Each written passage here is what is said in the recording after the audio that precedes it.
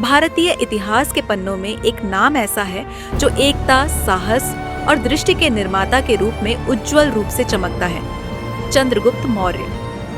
मौर्य साम्राज्य के संस्थापक, जिन्होंने अखंड भारत की नींव रखी।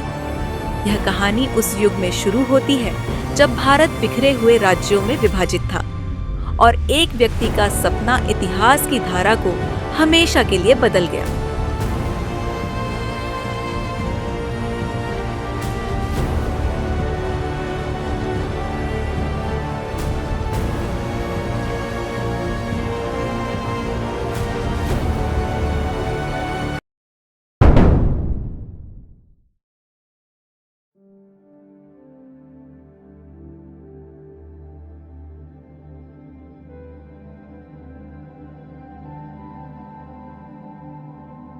एक साधारण परिवार में जन्मे युवा चंद्रगुप्त का जीवन मानो गुमनामी में खो जाने के लिए था।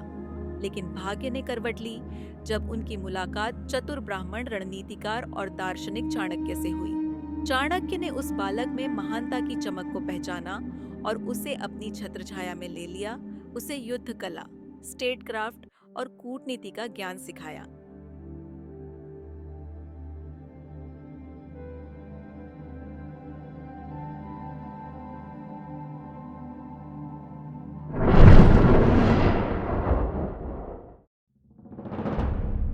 चाणक्य के मार्गदर्शन में चंद्रगुप्त एक गांव के बालक से एक प्रबल योद्धा और दूरदर्शी नेता के रूप में परिवर्तित हो गए। दोनों ने मिलकर अत्याचारी नंद वंश को उखाड़ फेंकने और एक नए साम्राज्य की स्थापना करने की प्रतिज्ञा ली।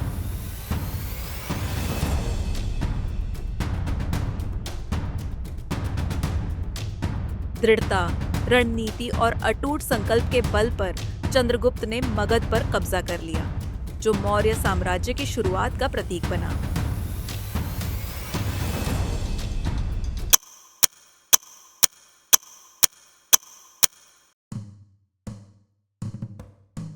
सेल्यूकस प्रथम के साथ चंद्रगुप्त की कूटनीति एक अद्वितीय चाल थी। इस गठबंधन के माध्यम से उन्होंने न केवल विशाल पश्चिमी क्षेत्रों पर अधिकार प्राप्त किया, बल्कि एक रणनीतिक विवाह के जरिए शांति स्थापित कर अपने साम्राज्य को भी सुदृढ़ किया।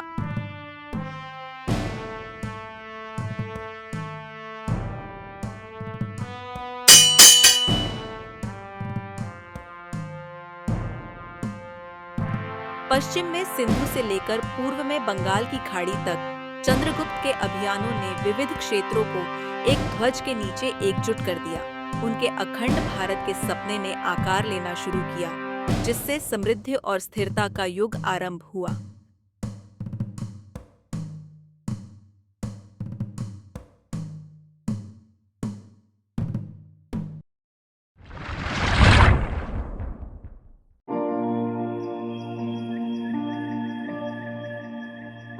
युद्ध के मैदान से परे चंद्रगुप्त एक समर्पित परिवार प्रेमी और दयालु शासक थे।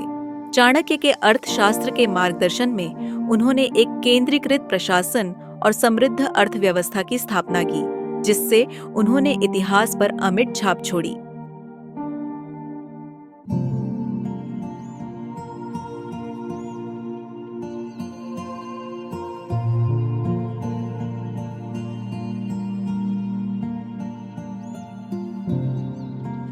अपने अंतिम वर्षों में चंद्रगुप्त ने अपना सिंहासन त्याग दिया और आध्यात्मिक यात्रा पर निकल पड़े, जो विनम्रता और आत्म साक्षात्कार का प्रतीक बनी।